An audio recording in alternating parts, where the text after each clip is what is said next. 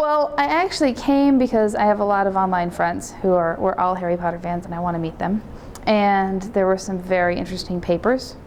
I'm a professional artist, and so I do fan art, and I did a lecture series in my school. You know, I teach there, and one of the things that I presented was called From Fan Art to Fine Art. So basically kind of drawing the connection between fan art and fine art and how the one feeds on the other. Basically what I did was I took all of the Harry Potter fan art that I've done, and most of it involves either covers for fan fiction, because I'm an illustrator and so I do a lot of covers, or small illustrations that I've done to make into buttons or just, you know, icons and things like that.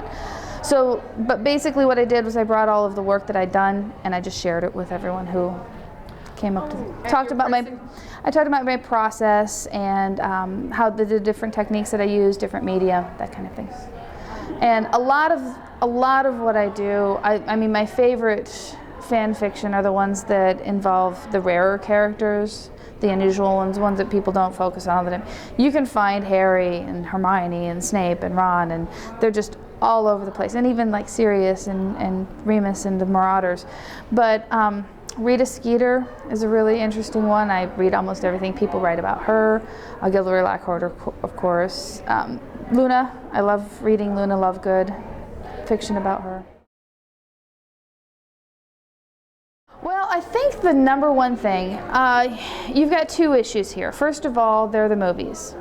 And when I read the books before I watched the movies, so I was current to the books before the first movie came out. And when they announced the casting choices, they weren't the images that I had in my head of these characters. So I generally, when I'm drawing fan art, it's based on the books rather than the movies. And there are a lot of fan artists who base theirs on the movies rather than the books. So that's one of the decisions that we have to make. Also, pulling out elements from the story, either from fan fiction or from the stories themselves.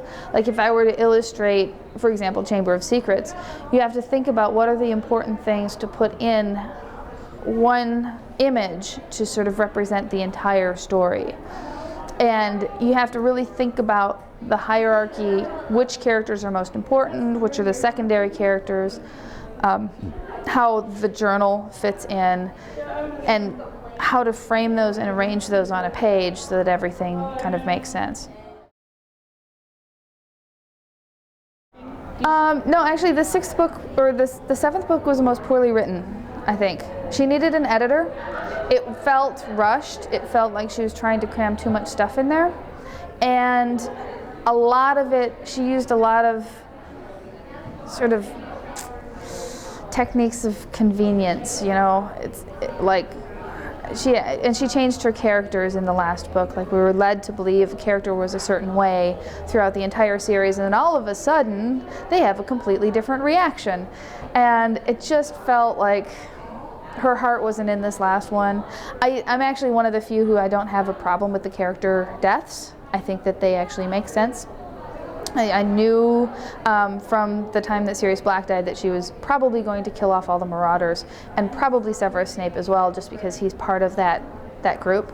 But the way she did it was almost like, just throw them away.